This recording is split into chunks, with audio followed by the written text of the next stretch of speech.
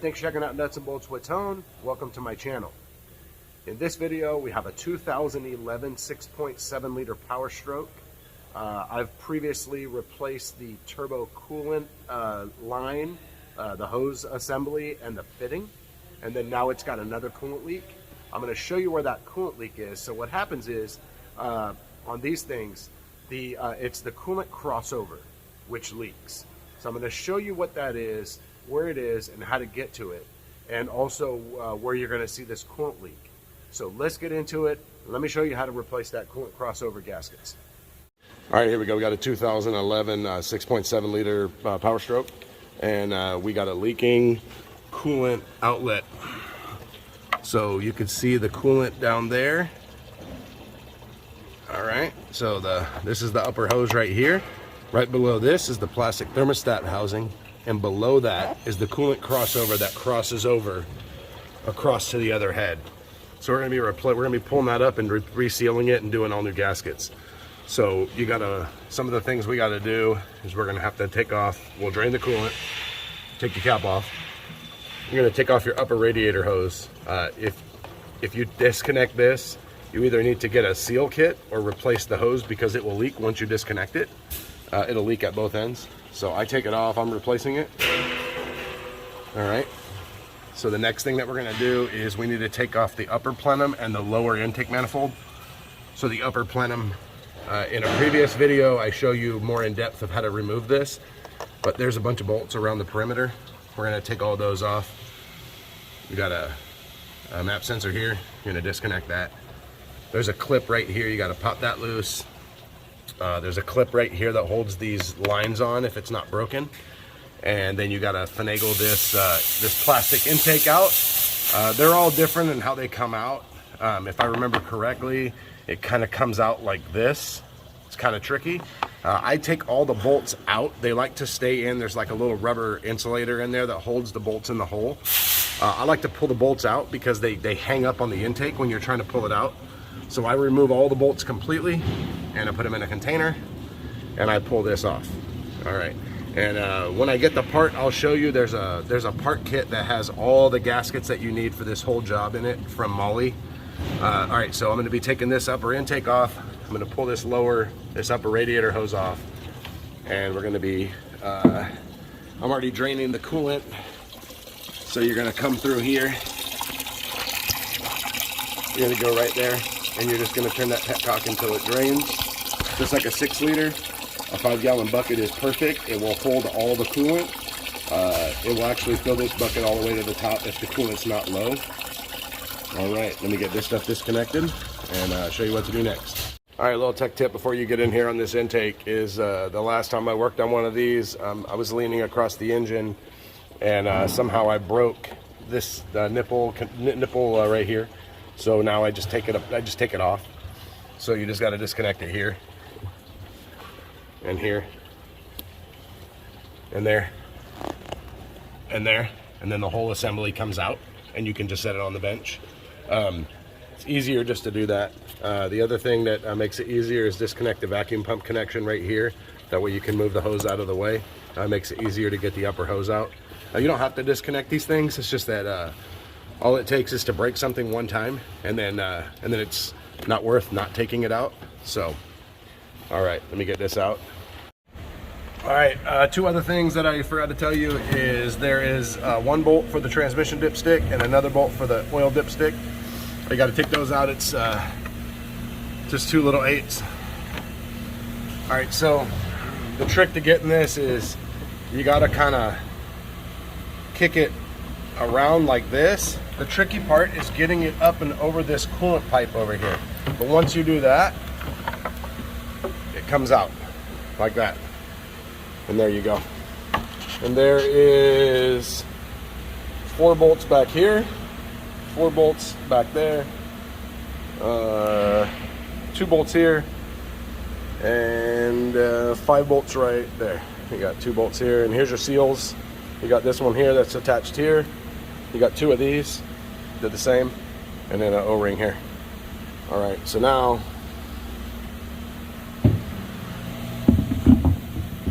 that we got that off, now we got to take this lower intake off. All right, so Two things we got to do. One, got to disconnect the PCB here. All right, so you can, this one's broken, so this is a heated PCB, this is broken off, so just need to set this to the side. But there's a collar down there. If you turn the collar, you can slip the tube off. All right, I'm replacing the PCB box, so I'm gonna go ahead and disconnect both sides. So there's two boots. There's this boot here, and then there's a big round boot right there. All right, that's the two for the turbo. So what I like to do is I like to disconnect the inner hose clamp on the bottom and the outer hose clamp on the top. So that way the hose, it stays with the intake for the bottom one, but the top one, it stays on the turbo. 7.3 Powerstrokes are the same way. When you take off the manifold pipe assembly, you have a rubber boot on both sides. You disconnect one boot to stay with the engine and one boot to come with the manifold, so it's easier to get it back on. So we're gonna do that. You gotta take off this EGR pipe here. So you're gonna have 2 8s here. You're gonna have a sensor that's gonna come around for this exhaust gas temp sensor right there.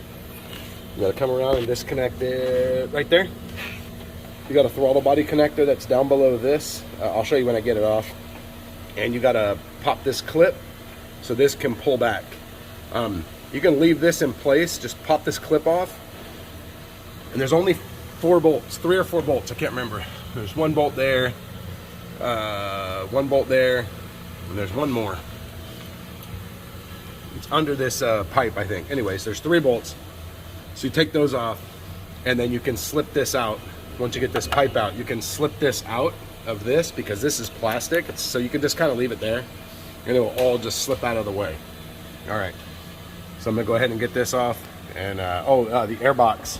The air box isn't too bad.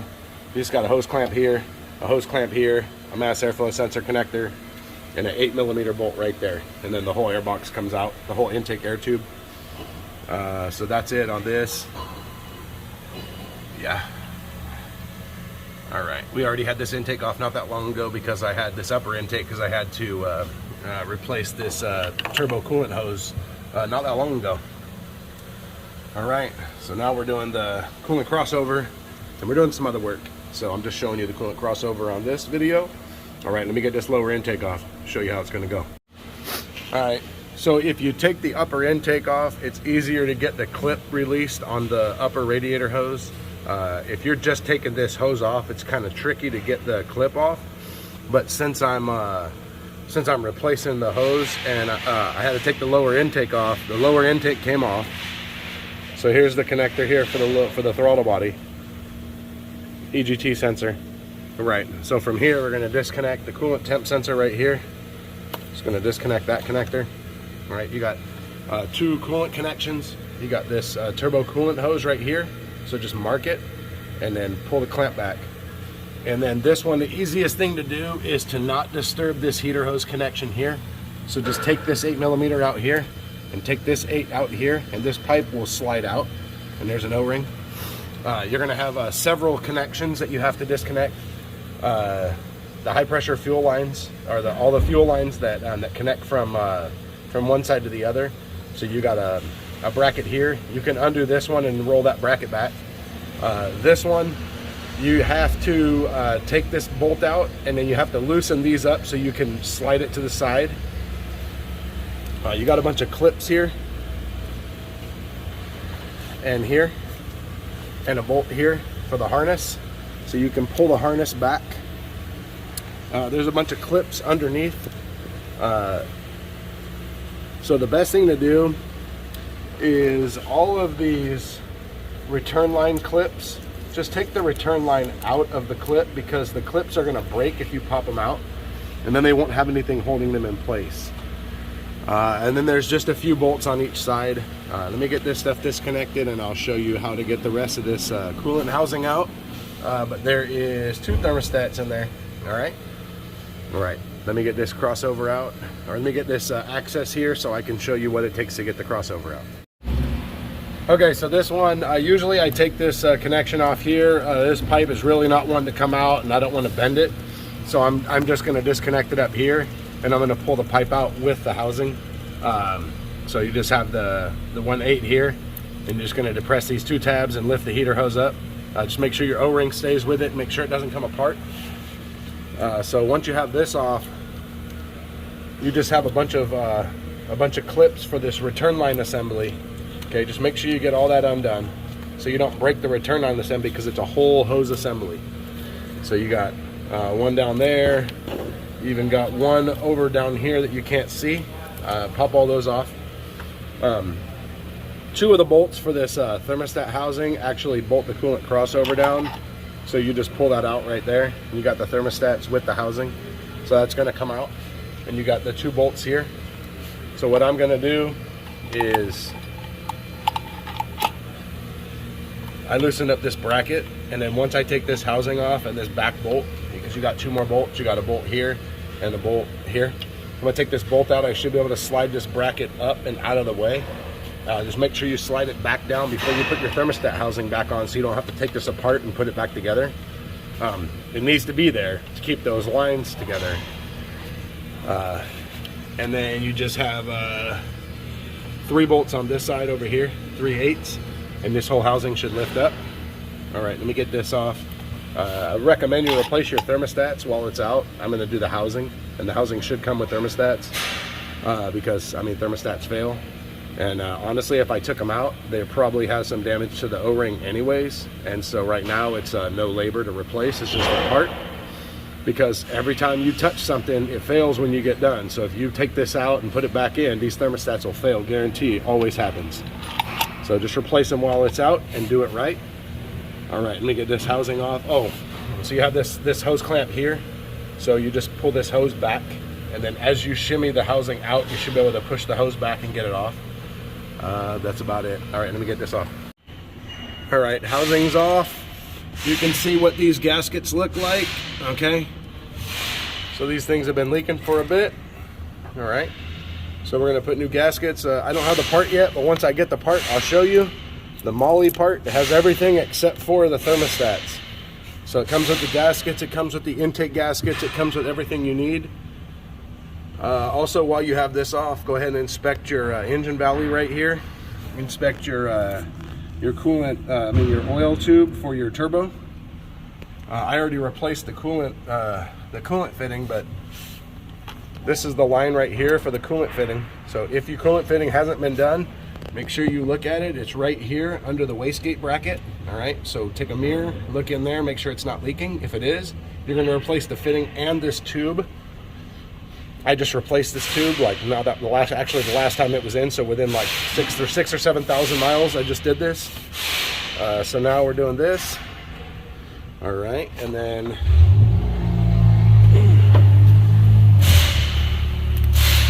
so here's your housing right here. Here's all your clips I was talking about.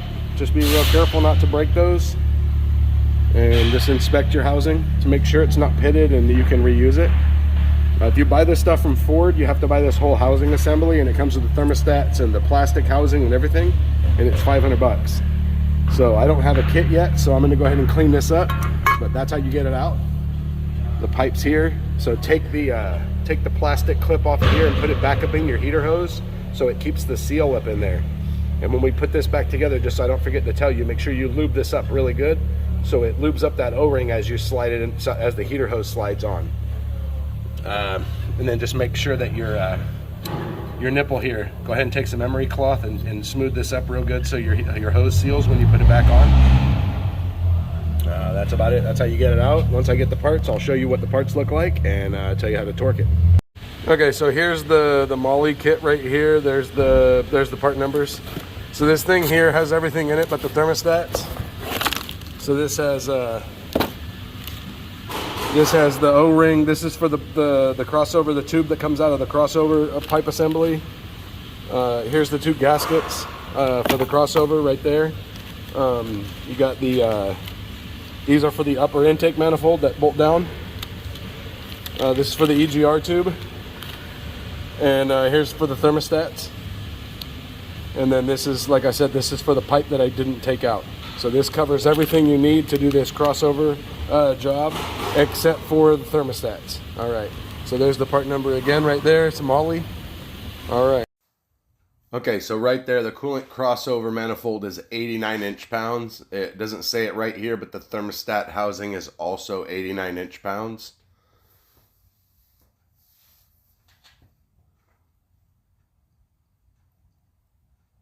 So once you get your housing in, your outlet across, lay it across, you're going to get your hose from your turbo. You're going to get that on. You're going to dry fit everything first. You're going to get your bracket in place, start that bolt. You're going to get your outside 2 bolts on your outlet.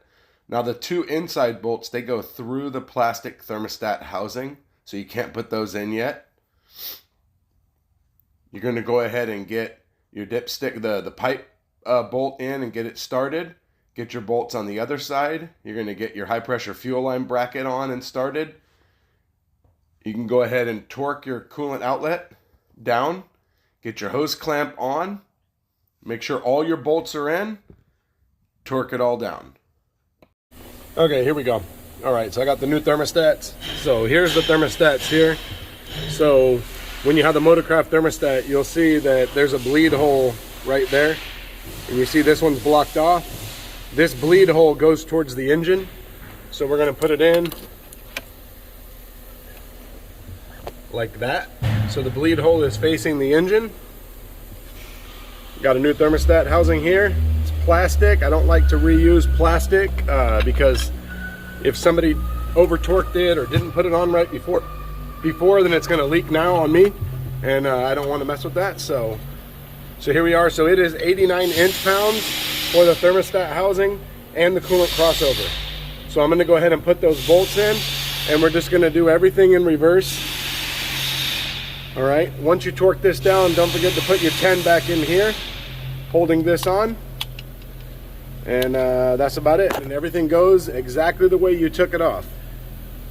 So these engines are a little bit tricky because one thing has to go before the other. So you got to make sure that before you go and put this on, that you put this bracket on, tighten this bracket down. You've got this bracket on, you've got your pipe on, and your pipe tightened, and your pipe here tightened. All right, and then you torque your coolant crossover. All right. All right, let's get this torqued.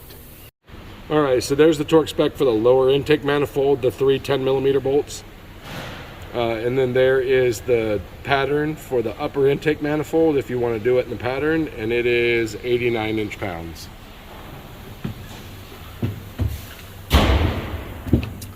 So the lower is 10. There's 3 bolts. There's one there, and one right there. So just make sure that when you put this lower intake on that you have both of those boots on the turbo. A lot of times you got to use like a pick and lift the boot up to slide it in. So once you get that on, make sure everything is dry fit. Make sure both of your boots are all the way around, that they didn't pinch or roll. Make sure that this cac tube right here is lined up, and torque it down, and then you put your upper on, 89 inch-pounds, and just finish tightening everything up. And then if you took your lower hose off, just push your lower hose down, your upper hose, just push it down to make sure that it pops on, make sure the clip sets itself. And basically you're gonna do everything in reverse now. So you're just gonna connect your vacuum hose, you're gonna put your coolant hose back on, and be good to go. All right. All right, so in this video, I hope that you have feel comfortable with going in there and replacing this coolant crossover gasket system, replacing the gaskets and the thermostat and things like that. Also identifying the coolant leak, as it doesn't just leak right out. It kind of has like a weird coolant leak the way it leaks down the head. So hopefully you enjoyed this video. Hit the like button, hit the subscribe button, and hit the bell. You get notified of all my future content, which you're definitely going to want to see. Also check me out on Instagram at Nuts and Bolts with Tone for my daily life as a mechanic, where I show you tools that I'm using, tools I'm testing out, weird things with cars and trucks, and some cool testing. So thanks for watching the video. Also check out my merchandise store where you can get a t-shirt and get a coffee cup and support Nuts and Bolts with Tone. Thanks for watching. I'll see you next time.